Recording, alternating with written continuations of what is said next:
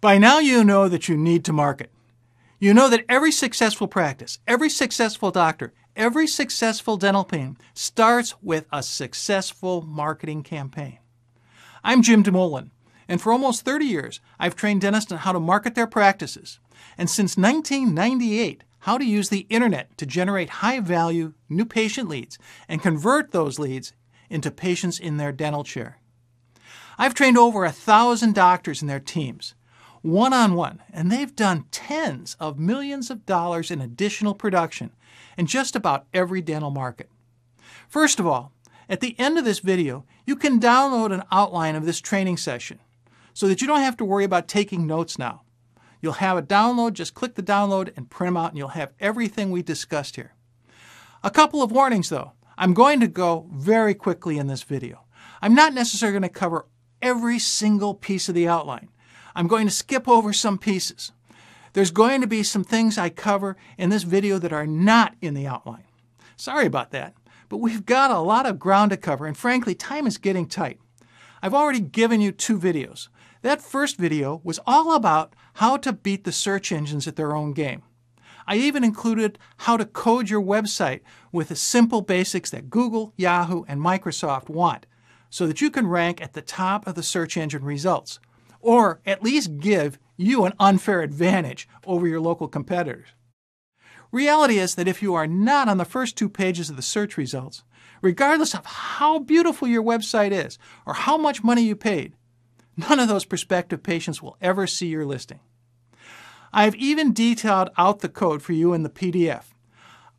You can just drop it into your website or give it to your webmaster. In the second video, I gave you a framework for how to design your website homepage to actually turn your website visitor into a new patient lead. Getting your potential patients to your website is just the first step. If your website does not convert that visitor into a new patient lead that calls, emails your practice, all the top rankings in the world won't put that new patient in your dental chair. If you want to learn the top 8 ways to get a dental web visitor to pick up that phone and call your practice, just watch that second video. If you haven't seen those videos yet, be sure to check them out. They should be up at the top of this page. I think the required viewing, required homework, if you want your practice to thrive for the next 12 months. And if you want your scratch practice to get off the ground, you've got to watch those videos. So make sure you watch them. They are required homework. In this video, I'm going to lay out a simple set of questions for your front desk team to ask. Questions that are designed to slowly build a relationship between the new patient lead and your team members. A relationship that leads not only to a scheduled patient in your chair, but also to a lifelong patient who is going to accept virtually all your treatment recommendations and pay for them in full before treatment. Like I said, I'm going to move quickly through this because time is tight. We've got this video, we've got the next video. We don't have much time left here, so I'm going to move as quickly as possible. Don't be intimidated. Remember, this is about taking one step at a time. Remember, as long as you follow this outline, follow the formula, get the core pieces right, you and your team will do just fine. Really, the core of this is about connecting with your patient market. It's about delivering a lot of value. That's about finding what they want and giving it to them. It's that simple. Let's go ahead and get started and create your formula to find your marketing path. This is my go-to strategy that you and your team are going to use over and over again, day in and day out. This strategy is really going to become the framework of all your marketing, not just your patient leads from the internet, but also every lead source coming into your practice. I'm going to walk you step by step through how to overcome the last great hurdle in dental marketing. It's a simple fact that up to 50% of your new patient leads are lost at the front desk due to poor call handling and mismanagement of incoming emails requesting an appointment. I'll show you how to train your team, how to convert up to 80, even 90% of your incoming leads into patients in your chair. Now let's get started with a true story about 2 doctors from 2 completely different markets and backgrounds. This story goes back to 2002, more than a decade ago, when radio marketing was still delivering a ton of new patient leads. I had just signed on a great client in Southern California who wanted to jumpstart his marketing even before we met for the first time. Dr. Mike was a great clinician who had really mastered his cosmetic dental skills and raved about how his front desk team backed him up. He was routinely featured as the consulting doctor on 2 or 3 major beauty pageants a year and had the photos and the magazine covers to prove it. But even in Southern California, you can't make it on cosmetic dentistry alone. So Dr. Mike expanded his clinical skills to include oral conscious sedation. He got all the certifications and then some. I got to give Dr. Mike a lot of credit. We worked hard together to write a great 30-second radio spot on what was back then cutting-edge sedation dentistry. Any good marketer will tell you that all marketing is repetition. And Dr. Mike scheduled 100 radio spots with a station that had great demographics surrounding his practice. The second doctor in our story was practicing in a small rural town in West Virginia. I've been working with Dr. Jeff for about 6 months to expand his new patient marketing so that he could bring in an associate to give him some time to spend with his wife and 3 children. They were great kids, too. I got to meet them last year. Frankly, when Dr. Jeff called me saying he wanted to run a radio campaign for sedation dentistry, I did what every good consultant does. I reworked Dr. Mike's ad and sent it to West Virginia. Both ads ran in the same month. Both ads were scheduled for 2-week runs. Both ads were recorded by the doctors themselves. Now, the West Virginia ad had a bit of a country twang, but for the most part, it cut the mustard just fine. In the first week, Dr. Mike's Southern California campaign, he had gotten 49 new patient calls directly into the front desk. That's when he called me to cancel the program. Not one, not a single one of those 49 callers were scheduled into the practice. Dr. Jeff's West Virginia radio ads also got canceled after the first week. His front desk had gotten 29 new patient calls and converted 23 of them into the schedule. And they couldn't handle any more additional new patients until they could get the new associates settled into the community and up to speed. When I talked to the front desk manager at Dr. Mike's office in Southern California about the problem, this is what I heard. The callers lived too far away. They didn't have any money. They didn't speak English. They were afraid of the dentist. At first, I tended to agree with her. Then I thought, even a blind bulldog will hit a hydrant at least once out of 49 tries. Actually, it was my mistake. I had sent the doctor the system, an extremely detailed training program on how to handle new patient leads. I realized that I had failed to verify that the front desk team had reviewed, understood, and implemented the system. Edward Deming, the man who revolutionized industrial process both here and in Japan after World War II, and who is considered by most to be the father of modern quality control, made this simple statement legendary. 94% of success comes from the system. 6% comes from creativity. Think about how you were trained to cut a crown prep in dental school. You were taught a system that had been tested and proven to give a reliable result 94% of the time. You had developed your skill and you refined that system, slowly testing each part, making each part just a little better.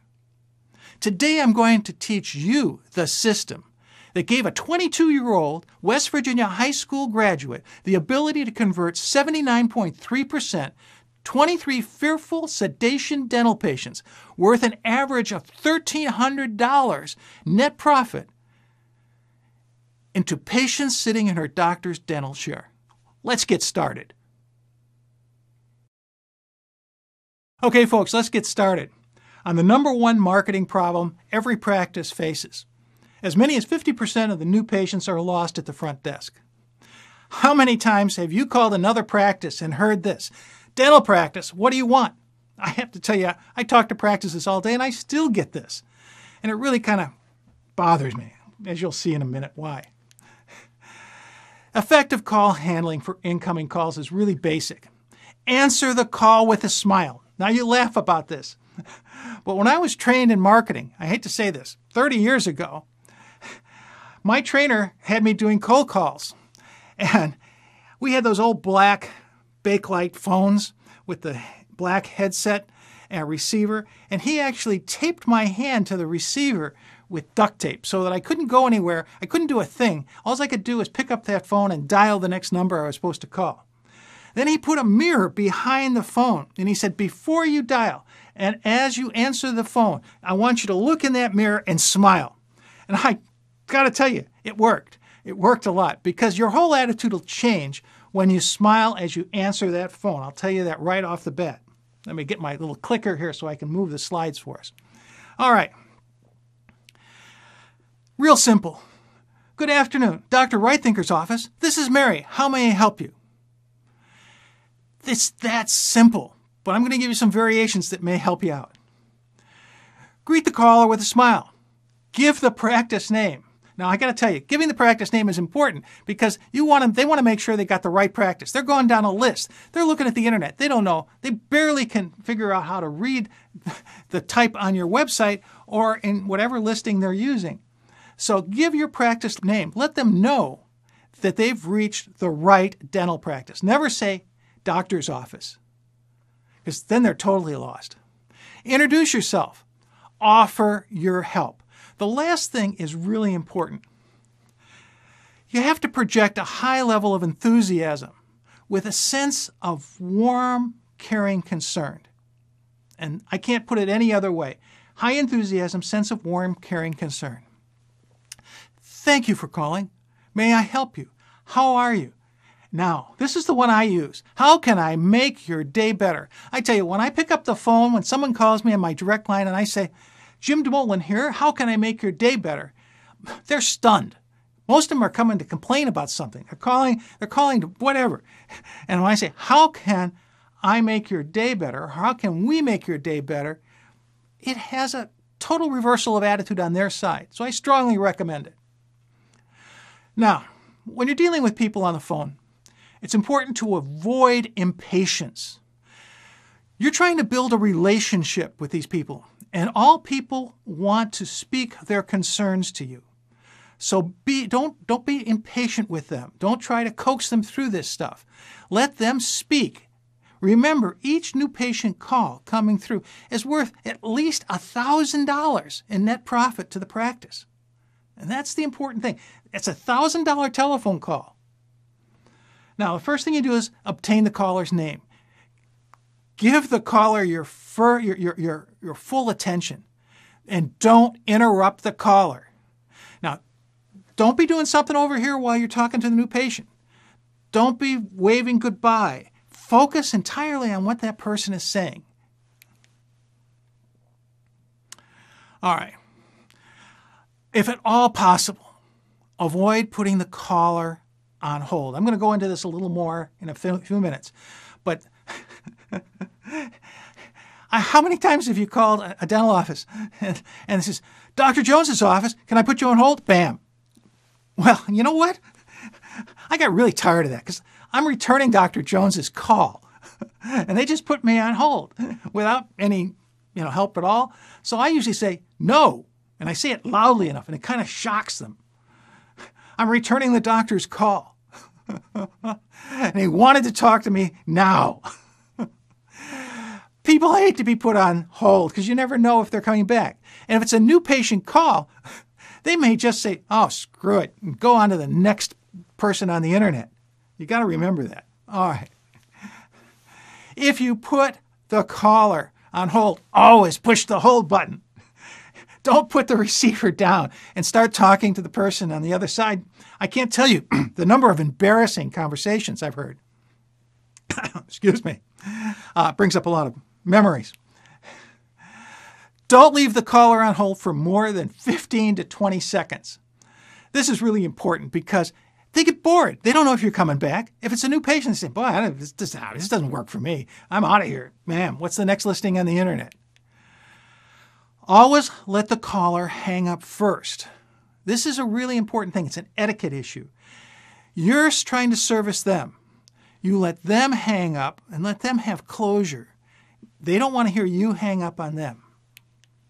All right, so never interrupt the patient you are scheduling face-to-face with to answer the phone. This is the hardest thing for, I think, teams to understand. Usually you have at least 2 people on the front desk, a scheduling coordinator and a financial arrangements coordinator. Sometimes there's even 3. So this is what you've got to remember.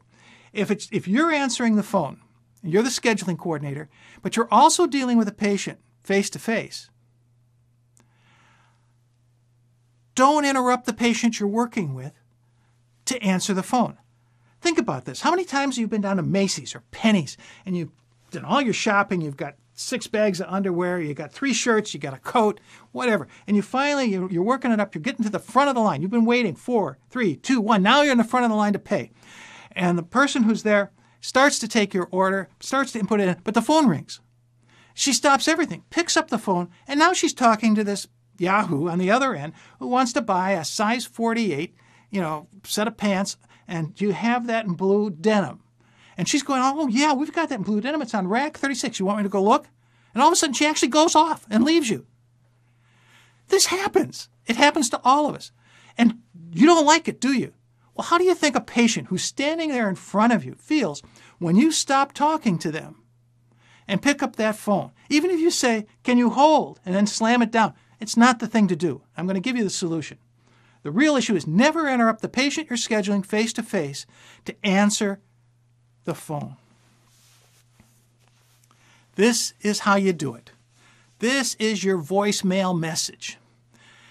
I'm going to go through this once. You've got it in the downloaded PDF so you can see it. It doesn't take any tweaking at all. This is what your voicemail says. And you don't let that thing ring for more than 4 times before it goes to voicemail. Thank you for calling Dr. Right Thinker's office. All of our team members are working with patients at this moment. If you will leave your name and phone number, we will do our best to get back to you within the next 3 to 7 minutes. Thank you so much for calling. Now, let's break this down a little. Thank you for calling Dr. Right Thinker's office. That works, doesn't it? You've identified the office. They know you got the right place. All of our team members are working with patients at this moment. Absolutely. Because if Mary Jane next to you, the scheduling coordinator or the financial coordinator, didn't pick up the phone, that means she's busy. So both of you are busy working with patients at the moment. If you leave your name and phone number, we will do our best. We're not saying we're absolutely going to call them within 3 to 7 minutes. We're going to do our best to get back to you within the next 3 to 7 minutes. Almost anybody will wait 3 to 7 minutes. And the real issue is as soon as you're done with that call, you're going to pick up that message and you're going to call that person. Really, really important. Remember when you call them, put a smile on your face before picking up that phone. You always answer the phone within 2 to 3 rings. Take a deep breath, slow down.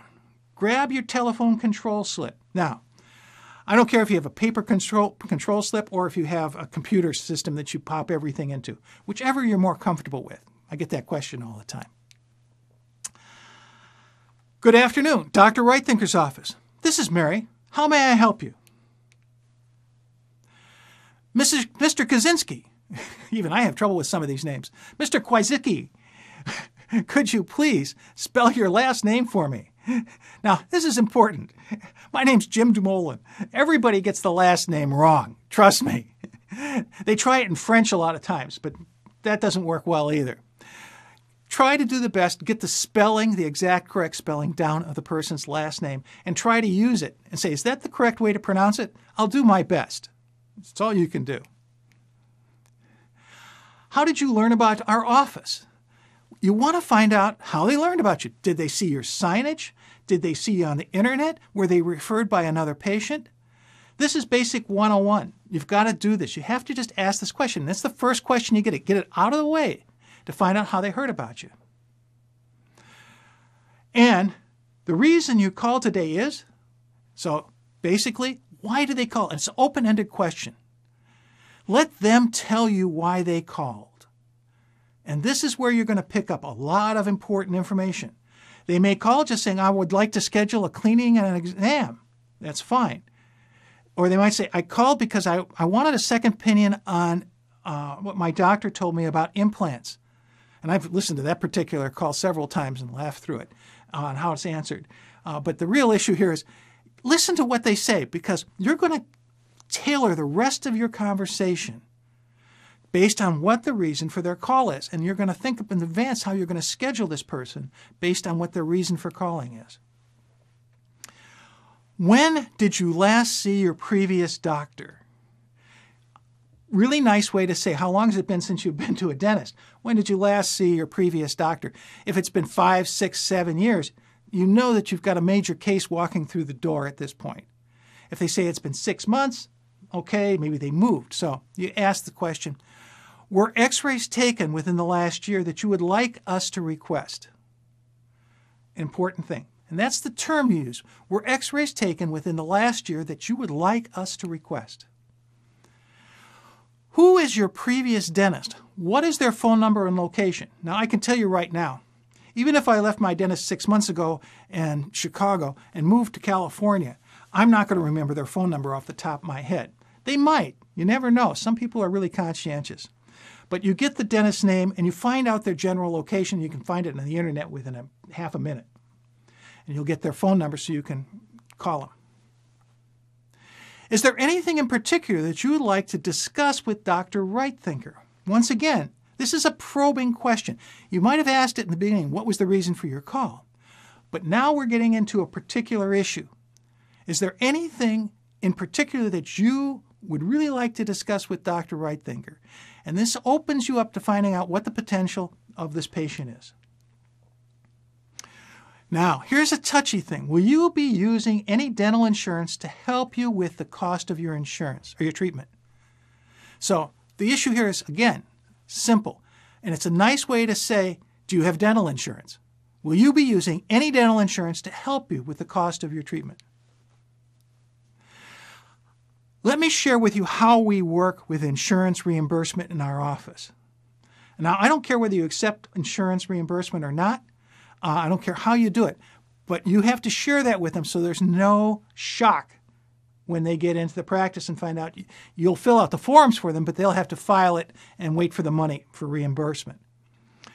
I know there's a lot of different schools of thought on this particular thing, and you're going to have to do what you think is right. But I like to get this thing pretty well clarified in advance if at all possible. Now, the fee for your comprehensive exam and full series of radiographs will be, so that first opening appointment, I don't care if it's $200, $300, whatever, your material, you have to tell them what it's going to cost for that first visit. We ask all of our patients joining our practice to take care of all these fees in full at this visit. We accept cash, check, Visa, MasterCard, American Express, Discovery Card, Safeway Card, whatever you do. I don't care. But you've got to tell them that they have to be prepared to pay for this in full at the time of the program. They come in. And you want to do that when they check in, not after the program, not after the treatment plan, or not after their cleaning. That's the key thing you got to remember. Now, if this is a patient you're concerned about that may sound like they don't have the resources to pay, there's another little trick you can put into this, another part of the conversation. It's real simple. It says, and Mrs. Kaczynski, we ask all of our first-time patients to secure their first appointment with a credit card. So if you could give me your MasterCard or Visa or American Express numbers so that we can secure that appointment for you, it'd be great. I'll tell you, once you start doing that, no one will bomb out with you and not come in for the appointment because they don't want to lose that charge for the appointment, okay? Restaurants do this all the time now. You should be able to do it for clinical skills and clinical things you do. All right, here we go. Mrs. Jones, based on what you've told me, I have Monday the 23rd at 9 a.m. or Thursday the 26th at 4 p.m. Which of those is best for you? Now, this is 101 scheduling for me. Always as you're listening to the patient, you're checking the schedule. you've kind of figured out how much time this person's going to take. And you've been basing whether you should get this person in right away or you can put them down a week or two. That's up to you. I like to try to get everybody within the next 4 to 5 days because people don't want to be pushed too far down. But it's up to you and it's up to the number of doctors you have, and there's a lot of variance here. But the real issue is always give them 2 choices.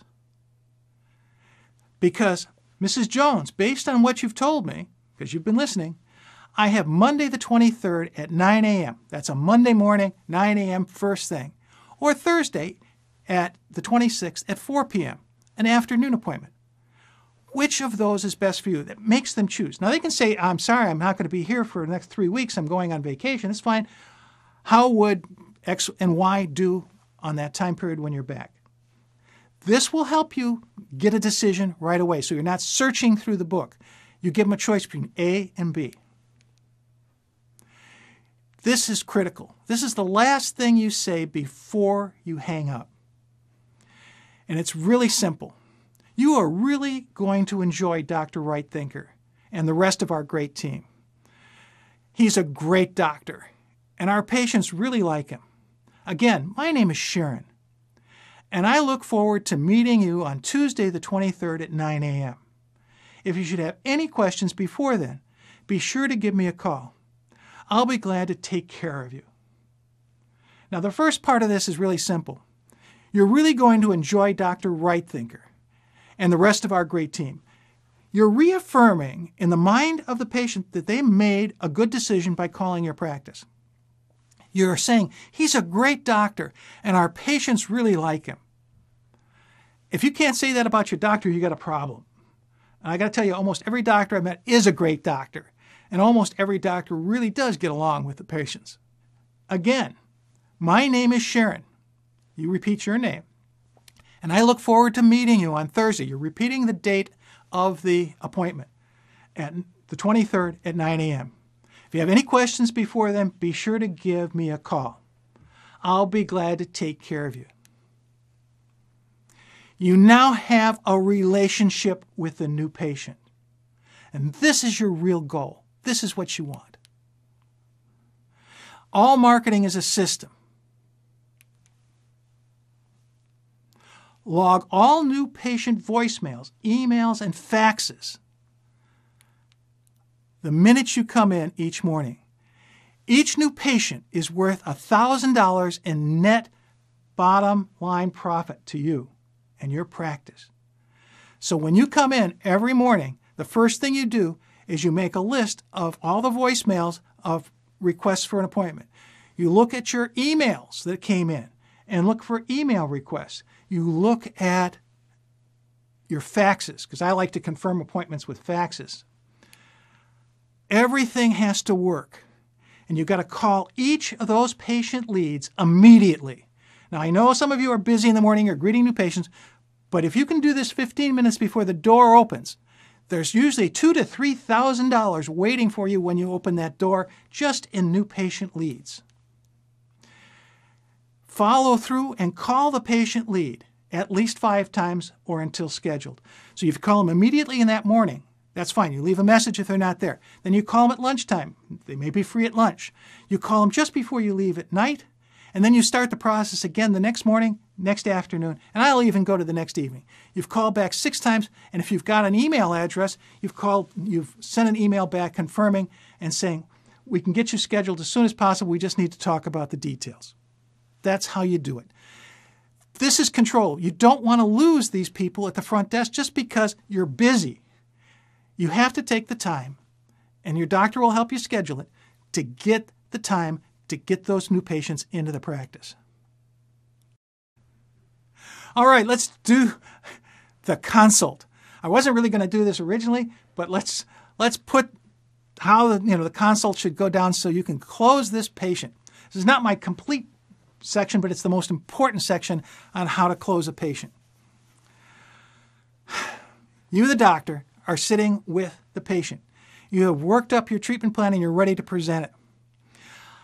And this is what you say. I have prepared a treatment plan for you just as I would for one of my own family members. Okay? What you're saying here is that you've done a comprehensive treatment plan for this patient. And this, I think, is important as an ethical issue here. I'm going to discuss it briefly.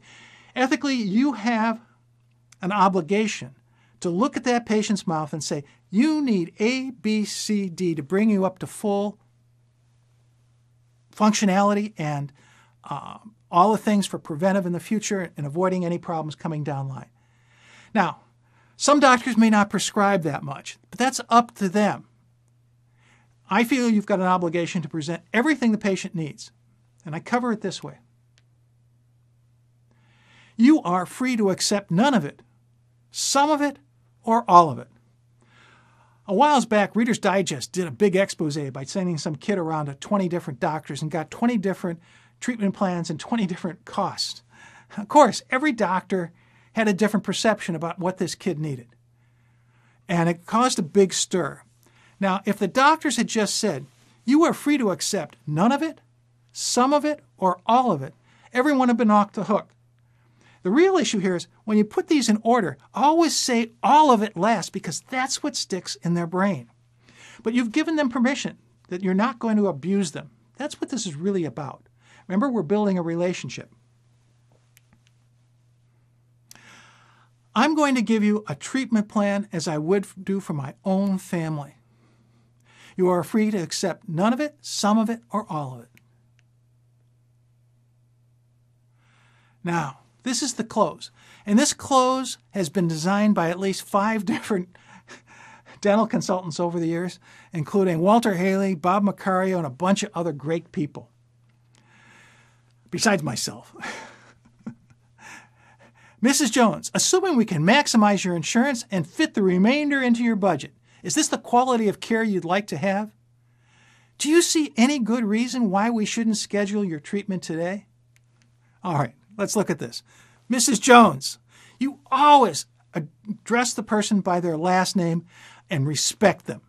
If they tell you to call you Janet, then you can call them Janet. But until they say that, it's Mr. Johnson, it's Mrs. Jones. And make sure the rest of your team, your hygienist, your front desk, everybody is respectful to those people until they say, just call me Janet. Mrs. Jones, assuming we can maximize your insurance, is there a human being in the world that doesn't want their insurance maximized? Absolutely. Now, you know in advance because your front desk person gathered the information of whether they had insurance or not, so this shouldn't be a problem. Is this the quality of care you'd like to have? Now, this is the critical question. You presented the case to them. You've told them they need A, B, C, D, E, F, and G. And you've told them how you're going to approach it. Is this the quality of care you would like to have? If they don't agree on the quality, you're not going to sign them up. It's not going to work. You may have to go back and answer more questions, and you may have to change your treatment plan. But this is where you'll find out, is this the quality of care you would like to have? This is the big point in this close. Do you see any good reason why we shouldn't schedule your treatment today? This is called a trial close. Oh, no, I don't see any reason we can't do this today. Or they might say, I'm really going on vacation for 3 weeks. I don't think I can do that today. It says, that's no problem, Mrs. Jones. Because your case is going to take more than the usual time, I think we should schedule it out then a month or so, and I'll have the scheduling coordinator help you with that as we move through this process. But I want to get something scheduled, and if it has to change later when you get back from vacation, that'll be fine. We'll give it at least an extra week of time in advance so we don't have to worry about that. Does that feel okay with you? And of course, they're going to say yes or no. You've answered their question. So take it from the top. Mrs. Jones, assuming we can maximize your insurance and fit the remainder into your budget, is this the quality of care you would like to have? Do you see any good reason why we shouldn't go ahead and schedule your treatment today? It's that simple. Welcome, folks. I didn't expect to be doing this one today. I decided that we've had so many requests for this that I'm going to kind of sneak it in the system and see if we can't get a video out on this, because asking for money is one of my favorite things. It's one of those things I learned a long time ago, and I learned it the hard way because I've made every mistake in the book you can make. So this is asking for money. The patient's now been handed off from the doctor to the financial arrangements coordinator. So you start up, you're the financial arrangements coordinator. Mrs. Jones, you're going to really like Dr. Smith. He's done some wonderful things for our patients. Why do you say that? Because you just affirmed that she's made a great decision to go ahead with treatment with Dr. Jones. Pretty straightforward. While the doctor has explained your need for treatment, let me summarize the fees. You're very fortunate. Your insurance is going to cover a good part of your treatment. You've got this printed out on your treatment plan by the computer, at least most of you will. And you always say you're very fortunate. Your insurance is going to cover a good part of your treatment. I don't care if it's only going to cover $50. It's going to cover a good part.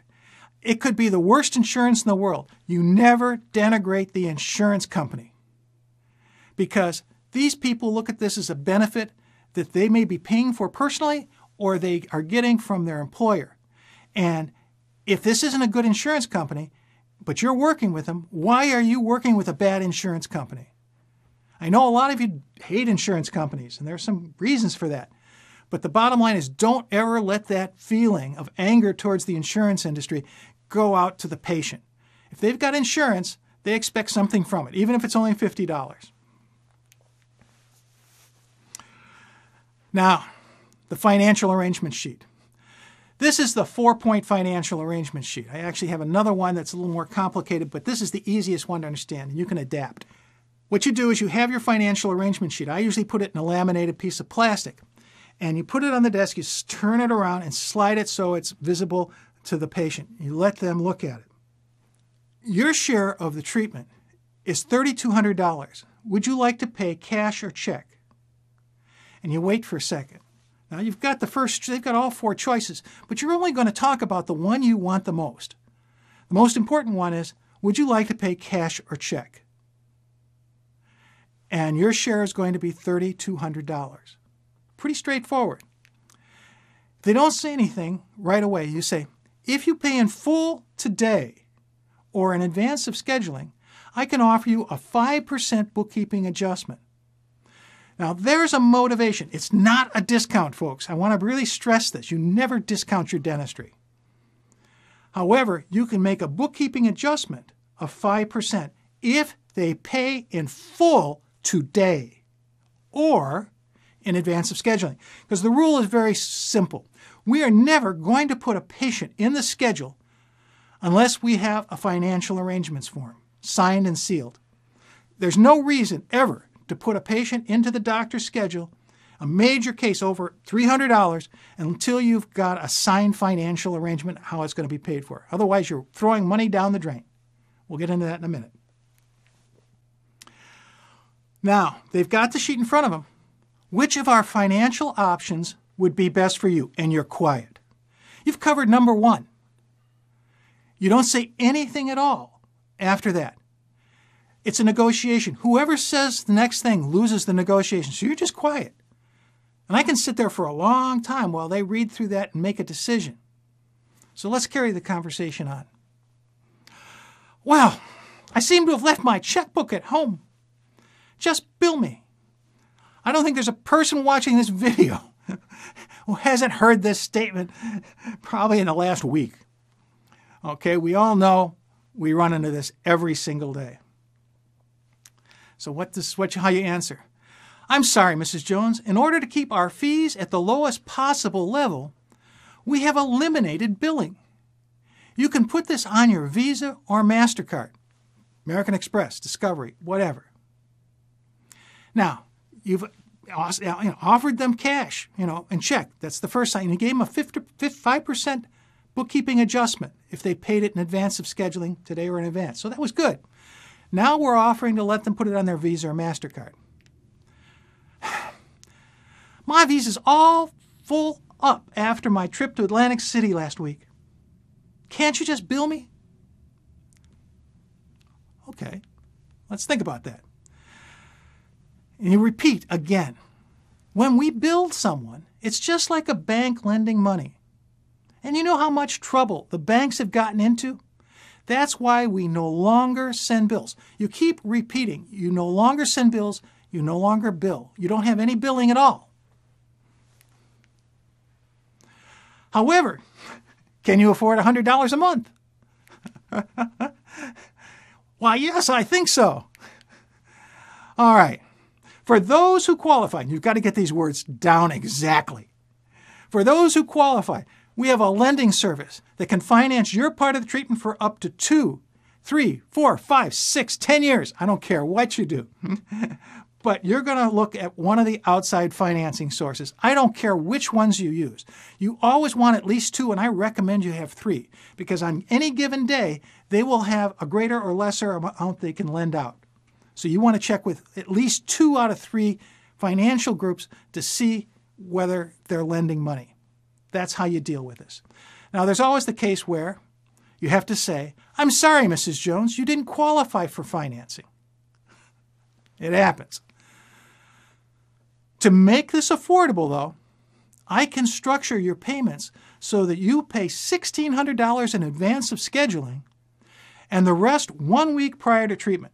Now, I want to get this one down real clear with you. I can make this affordable.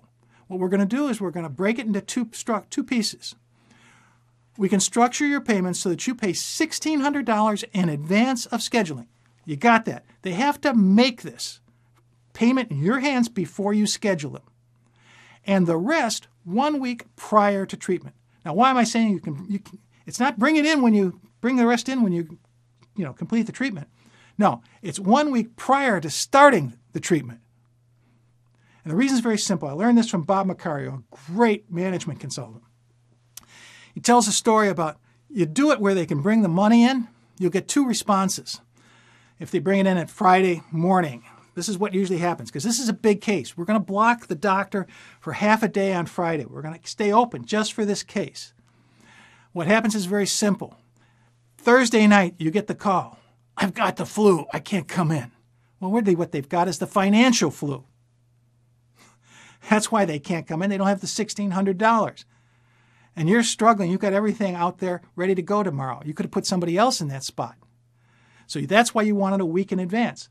Worst case is if they bring it in the morning, they get there and you ask for the payment before you start treatment. And this is where you're really put into a bind. They say, I forgot my check. I'm sorry. I'll send it to you in the mail. This is really the issue. This is why you want it 1 week prior to the treatment. Absolutely critical. So you're not caught in this bind. I can't afford $1,600 now. Can't you just bill me? Wow. We have eliminated billing. Keep repeating. I can break your treatment plan into phases.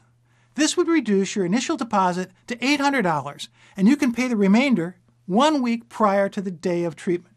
Does this sound familiar? But this time, we're not going to do all the treatment at once. We're going to break it down into different phases, maybe 3 or 4 phases. Whew, it's tough. I don't think I can afford to pay that much. Now, here comes the toughie. You have to ask this question at some level. Mrs. Jones, how had you planned to cover the cost of your treatment? And you're quiet. Now, some people think this is a little harsh. So for those of you who are more caring and loving, try this one. Mrs. Jones, perhaps you're not ready to move ahead with your treatment at this time. That's really a nice way to say it. All right. First of all, you've offered cash or check. Second, you've offered Visa and MasterCard. Third, you've offered outside patient financing. And fourth, 50% in advance of scheduling and the remainder 1 week prior to the day of treatment. If you don't get that check 1 week prior for the remainder of the treatment, you call them up and say, there's a problem, Mrs. Jones? I'm sorry then. We can't schedule you for this week. We're going to have to move you. Would you be able to have that check ready by next week? They'll get the message. Rule of financial arrangements. No patient is scheduled for any treatment over X number of dollars without a written and signed financial agreement. I don't care what number you use. The 300 is just an example. You can work that out with your doctors and team. But anything, no one is put into the schedule with treatment over $300 without a written and signed financial agreement. If it happens more than 3 times, that someone gets through there and they've got a multi-thousand-dollar case and it turns bad at the end, it's time to talk to your financial arrangements coordinator about expanding her job opportunities. Okay? I hate to say that, but they have to be responsible for these things. Another program. All patient management is a system. Now you have systems for answering the phone, getting case acceptance, and collecting money. That's everything you need to be successful at converting that patient who's visited your website and picked up the phone or called to your practice and sent an email requesting an appointment, to move them into the doctor's chair, to get case acceptance, and to get a solid, rock-solid financial arrangement. Use the system. It works. So that's the total lead conversion system. From the very first new patient call all the way through case acceptance and establishing a rock-solid financial arrangement. All designed to put that new patient lead into your dental chair so that you can deliver the quality of care the patient deserves. I know I've covered a lot of ground. Again, you don't need to remember it all or know it all. You just have to follow the system. As Edward Deming said, 94% of success is in the system. 6% is in creativity. There's not much need for creativity here. Just stick to the system. You can tweak it, but tweak it slowly. Test out your tweaks until you've got any kinks out of the system. Now, I've given you 3 full videos. If you go back through them, I've basically laid out the entire system. Follow that formula. It's been proven by thousands of doctors just like you. It's been proven in every dental market from dental implants to TMJ. It's been proven all over the United States and even in Canada. Just follow the system. Right now, you might have noticed I'm in the middle of completing my latest lead generation strategy.